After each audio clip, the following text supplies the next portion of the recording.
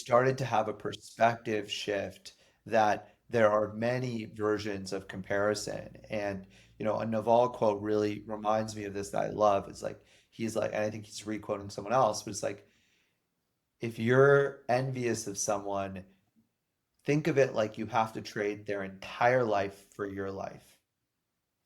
Like in this case, it's like, would I give up my wife to be CEO of Airbnb? Like, absolutely not. Like Mhm. there's not a question in my life. Mm. Now, if I could Mm. bring my wife with me, like yes, heartbeat. But like, Well, would yeah, I you give can't just up take the that? one slice of their life that you're Yeah, envious 'cause- of and leave all the rest, and all the rest is fine. exactly. Yeah, that's a So I great. think that is something that I really have taken with me. So the burden proof change, Yeah. and the chip on my shoulder really, really subsided. And What's the burden of proof now?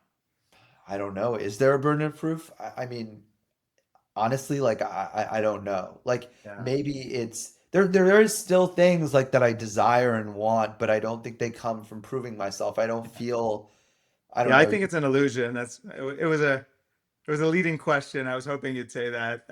Yeah, I don't think there is any burden of proof. And what proving what to whom? Like, what do we even mean Exactly. by that, right?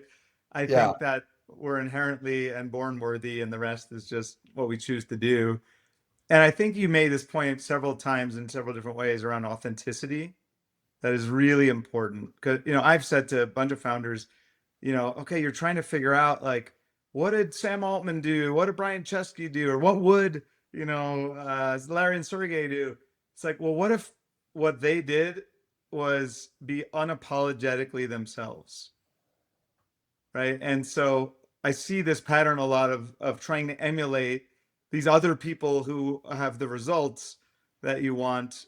And I think we get overly attached to your point of the results because we make them mean something about who we are and trying to prove something versus really just following your authentic truth, your authentic desires and wants.